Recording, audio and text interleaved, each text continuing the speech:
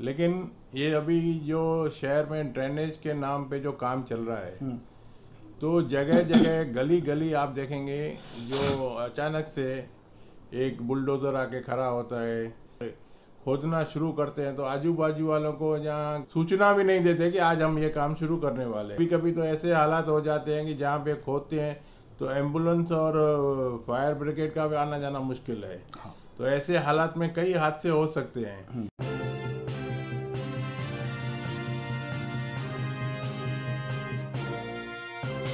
आज लेते एक मुलाकात एडवोकेट प्रकाश कुकरेजा जी के साथ। आज लेने हैं मुलाकात सर के साथ उल्लासनगर शहर की समस्या को लेकर। सभी शहरवासियों को पता ही है कि प्रकाश सर सचिव रह चुके हैं महानगर पालिका में और लॉ ऑफिसर रह चुके हैं। उनको कानूनी जो एक सरकारी कानूनी जो जानकारी सबसे अच्छी है। सालों साल लॉ ऑफिसर रह चुके हैं महानगर पालिका में, उल्लासनगर महानगर पालिका में।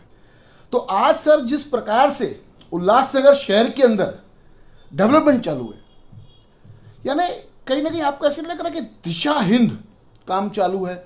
आप मुझे एक रास्ता बताइए कि हर जगह पर एक ऐसा रोड है जहाँ से कोई उल्लासनगर शहर से बाहर कोई अगर हमारे शहर में प्रवेश करे या हमारे उल्लासनगर से कोई बाहर जाए, उल्लासनगर से बाहर कल्याण या अंबरनाथ की तरफ कहीं पे भी, तो ऐसा कोई रोड आपको नजर आता है जहाँ पर वो बराबर बना हुआ हो और वहाँ पे ट्रैफिक की समस्या ना हो, वहाँ पे खड्डे ना हो।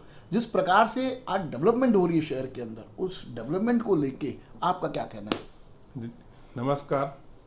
देखिए, इस शहर में आप देखेंगे जिस भी रास्ते से आप जाएंगे तो आपको ये समझ में नहीं आएगा, आपको ये पता नहीं चलेगा कि खड्डे में सड़क है कि सड़क में खड्डा है। ये तो हकीकत है। लेकिन ये अभी जो शहर में ड्रेनेज के नाम पे जो काम चल रहा है, तो जगह जगह गली गली आप देखेंगे जो अचानक से एक बुलडोज़र आके खड़ा होता है और वो रास्ता खोदना शुरू कर देता है।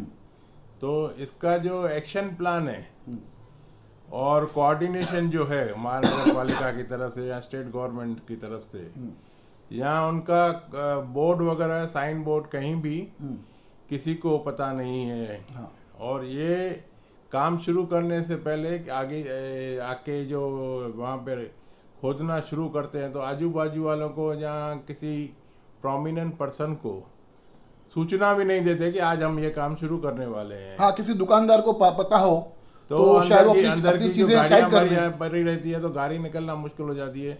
कभी कभी तो ऐसे हालात हो जाते हैं कि जहाँ पे खोदते हैं तो एम्बुलेंस और फायर ब्रिगेड का भी आना जाना मुश्किल है। हाँ। तो ऐसे हालात में कई हादसे हो सकते हैं। कैसा है कि ये lack of planning, yes, lack of planning जो एक्शन प्लान कारपोरेशन के पास रेडी नहीं है, तो कॉन्ट्रैक्टर के हवाले कर दिया है कि जिस तरह जाए जहाँ जाए वो खोदना शुरू कर देवे।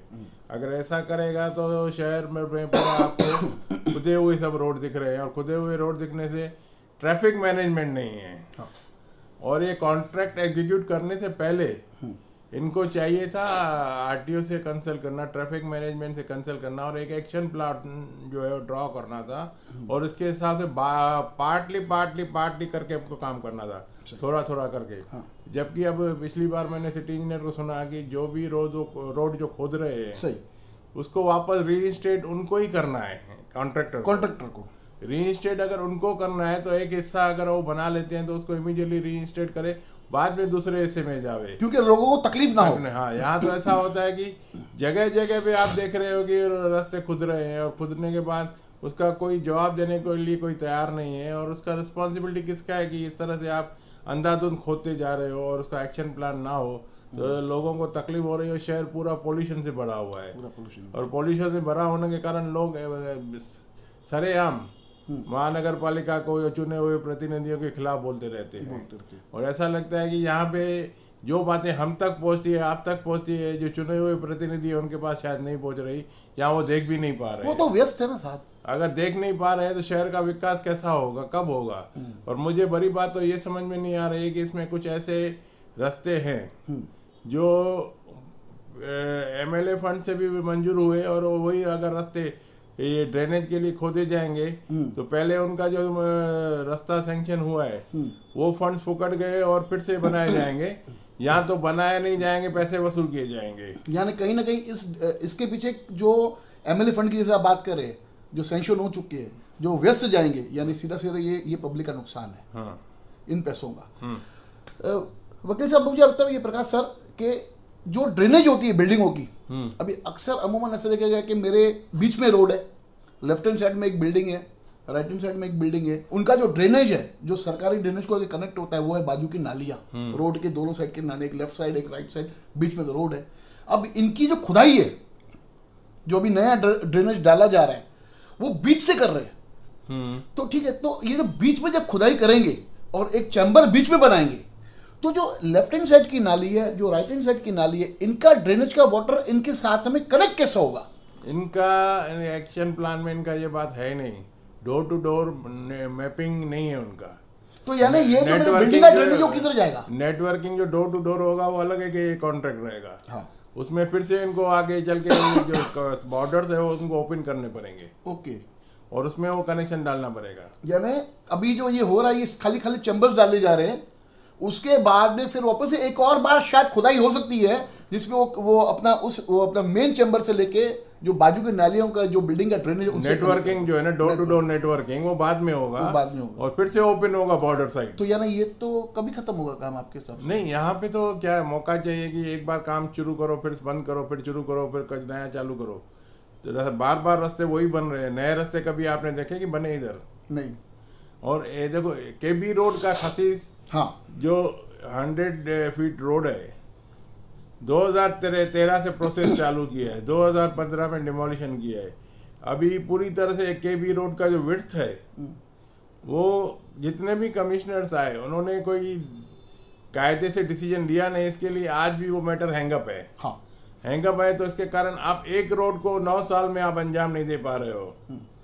तो आपका प्लानिंग कहाँ है, विजन कहाँ है? विजन ही नहीं है। तो आपको कायदे का ज्ञान भी नहीं है। ऐसा लगता है कि किस तरह से प्रॉब्लम सॉल्व करने चाहिए। कोई मुश्किल बात नहीं है। अगर मैं कमिश्नर के जगह रहता था तो मैं 15 दिन में मामला सॉल्व करता था। सही है। मैं जब जयशंकर आइसक्रीम का जो मैटर चला था, अपना मैं लॉ ऑफिसर था। हाँ। उनका बीच रास्ते में प्रॉपर्टी आ रहा था, बराबर, तो उसका प्रॉब्लम मैंने सॉल्व किया था एज लॉ ऑफिसर, और उसको कोई समय नहीं लगा था।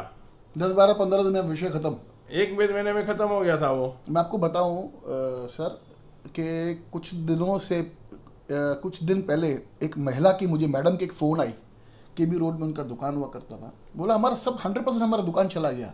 उन्होंने 2-3 दिन मुझे फ़ोन किया। मेरी तबीयत सही न होने के कारण मैं उनसे संपर्क में नहीं आ पाया। आज उस मैडम को मैं आपके माध्यम से, आपके इंटरव्यू के माध्यम से कहना चाहूँगा कि कल हम आपसे संपर्क करेंगे और केबी रोड का ये विषय उठाएंगे, जो आप सभी लोगों को, जो काफ़ी लोग हैं, 10-15 लोग हैं जिनको जस्टिस नहीं मिला है, बेचारे घर से मतलब घर से बेघर हो गए एक किस्म का। उनका कमाई का कोई साधन नहीं है। दुकान जो थे सभी तरह शून्य तरीके से ख़त्म। खाली 10 साल से एक आश्वासन दिया गया 2016 जब से डेमोलिशन हुई है कि हम आपको एक अल्टरनेट साइट देंगे। आज तक कोई अल्टरनेट साइट दिया नहीं है। देखिए तो कैसे, देखिए कैसा है कि प्रशासन को जो है ना, किसी भी जो व्यक्ति है जिसका प्रॉपर्टी इफेक्ट हुआ है, उसे कॉम्पेंसेशन या जस्टिस देने का अच्छा नहीं है। उसकी वजह ये है कि उनको लायक ही नहीं समझते कॉम्पेंसेशन के। तो जिसको देखो अभी टीडीआर का उनके पास उपाय है, बगैर खर्चे वो उनको कॉम्पेंसेशन टीडीआर के रूप में दे सकते हैं। और महानगर पालिका ने रेजोल्यूशन नंबर 73 पास किया है। अगर वो हिसाब से अगर टीडीआर ये लोग देते हैं तो कोई भी फरियादी नहीं रहेगा और कोई भी आपको रुकावट नहीं रहेगी। लेकिन महानगर पालिका 73 रेजोल्यूशन लागू नहीं करना चाहती। अगर लागू नहीं करना चाहती तो मामला हल कैसा होगा? अगर ये लागू होता तो सब प्रॉब्लम सॉल्व हो सकता है। सब हल सॉल्व हो जाएंगे। 73 रेजोल्यूशन जो है ना, उसमें जो उन्होंने डिसाइड किया हुआ है कि क्या क्या देना है, उसके हिसाब से किसी भी आदमी का जो प्रॉपर्टी लीगली है, जहाँ जिसको राइट है कॉम्पेंसेशन का, उसको अगर वो टीडीआर देते हैं वो हिसाब से, या कॉम्पेंसेशन अन्य तरीके से देते हैं, तो कोई भी आदमी इसमें नाराज़ नहीं हो सकता। और 73 रेजोल्यूशन जो है बेटर रेजोल्यूशन है। Better resolution sir. अभी आपने काफ़ी मतलब ये करीबन 1 साल के अंदर ही, मतलब ये 2 चुनाव के आसपास में ही आपने देखा कि अभी हमारे शहर में एक नई आयुक्त मैडम आई है। पहले उनके पहले जो विकास डाकने सर थे, उनके पहले फिर आशीष शेख सर थे। तो अभी आप जो नई मैडम आई है, हमारे कमिश्नर मैडम, आप उनसे क्या अपेक्षा रखते हैं शहर के डेवलपमेंट को लेके? देखिए, नई मैडम जो है उसकी जो चर्चा चल रही है शहर में, शी इज डायनामिक और एनर्जेटिक है और डेडिकेटेड टू सिटी दिख रही है। और उन्होंने जो आते पहले दिन से जो उन्होंने कदम उठाना शुरू कर दिया है, तो उससे ये महसूस हो रहा है कि यहाँ पे एक सिस्टम इवॉल्व करने की कोशिश में हो मैडम। अगर एक बार सिस्टम इवॉल्व हो गया तो सिस्टम पूरा जो है सबको डिसिप्लिन में लाता है। और मैंने देखा है कि उसकी इच्छा यही है कि यहाँ पे एक जो पब्लिक है उसको सर्विस मिलना चाहिए, रिजल्ट ओरिएंटेड सर्विस मिलना चाहिए। और वो अभी उनका उद्देश्य ये है कि पूरा जो सिस्टम है जहाँ महानगर पालिका का कारोबार है ई गवर्नेंस के तहत चलना चाहिए। Very good. तो मैंने भी उनको परसों एक लेटर दिया है। मेरा हाई कोर्ट में एक पिटीशन था 47, उसमें 2014 में कुछ डायरेक्शन हाई कोर्ट ने दिए। तो सिस्टम को कैसा रिफॉर्म करना है, एग्जीक्यूट कैसा करना है, रिफॉर्म बदलाव कैसा करना है। यहाँ पे जो सरा हुआ रॉटन सिस्टम है उल्लासनगर महानगर पालिका में, उसे आपको फिर से रिफॉर्म करना है। उस दिशा में हाई कोर्ट ने डायरेक्शंस मेरे लिए दिए हुए हैं। और मैंने उनको अभी 24 तारीख को लेटर दिया हुआ है एक, और उसको कंसीडर करेंगे तो उनको शायद मेरी तरफ से कुछ मदद मिल सकती है कि सिस्टम कैसा इवॉल्व किया जाए। और जो उनकी इच्छा है कि एक सिस्टम के साथ शहर को एक पब्लिक ओरिएंटेड सर्विसेज सिस्टम होना चाहिए, वो मिल जाएगा और करप्शन मुक्त भी होगा वो सिस्टम। ऐसा लगता है कि सर आज जिस हमारे शहर की सबसे मतलब बदतर से बदतर परिस्थिति हम कह सकते हैं, उस परिस्थिति में हम आ चुके हैं आज। तो ऐसा लगता है कि आपको जब भी ऑल पार्टी नेता, सभी पार्टियों के जो वरिष्ठ नेता आपस में एक बैठक करें और शहर के विकास के बारे में सोचें, ऐसा तो कुछ दिख ही नहीं रहा है। सब एक दूसरे के खिलाफ और एक दूसरे के मतलब मतभेद और अपना स्वार्थ सीधा करने के लिए खाली यहाँ की शहर की राजनीति है। देखिए, नेता लोग जो है ना, पहले तो उनको अभ्यास होना चाहिए शहर का। एक ज्ञान जो है आदमी को पावर देता है और समझ देता है। अज्ञानता के वश में जो काम चल रहा है उससे पूरा शहर का सिस्टम बिगड़ गया है। और दूसरी बात ये है कि एक शहर प्रेम होता है। जब आप एक राष्ट्रगान होता है तो फिल्म थिएटर में अगर जाते हो तो कैसा जो हैंडीकैप्ड आदमी रहता है वो भी खड़ा हो जाता है। वो है एक देश प्रेम।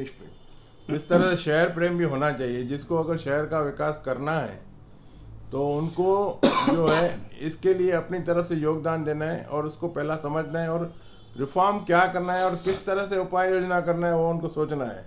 यहाँ तो ऐसा है कि जिनको हमने पत्थर बनाया वो अपने आप को खुदा समझ बैठे। बहुत अच्छा लगा आज सर से बात करते हुए। और सभी शहरवासियों को कहना चाहूँगा कि कुछ दिनों तक हम आपके सामने न्यूज़ नहीं लेके आ पाए, कुछ मेरी तबीयत खराब होने के कारण, उसके लिए माफ़ी। और साथ ही साथ में जो हमने एक मुहिम छेड़ी है कि हम हर एक वार्ड में जाएंगे और वहाँ के जो भी माजी नगर सेवक है जो अपने आप को मतलब बड़े मसीहा समझते, शहर के बड़े बड़े नेता समझते अपने आप को, तो उनके वार्ड के अंदर क्या डेवलपमेंट हुई है, उनके वार्ड में कितने अवैध निर्माण हुए, उनके नेता होने से, उनके नगर सेवक होने से कितना उस वार्ड वासियों को भुगतना पड़ा है, सब आपके सामने ward to ward, panel to panel लेके आएंगे। धन्यवाद। देखते रहिए फिर से बागी न्यूज़ चैनल।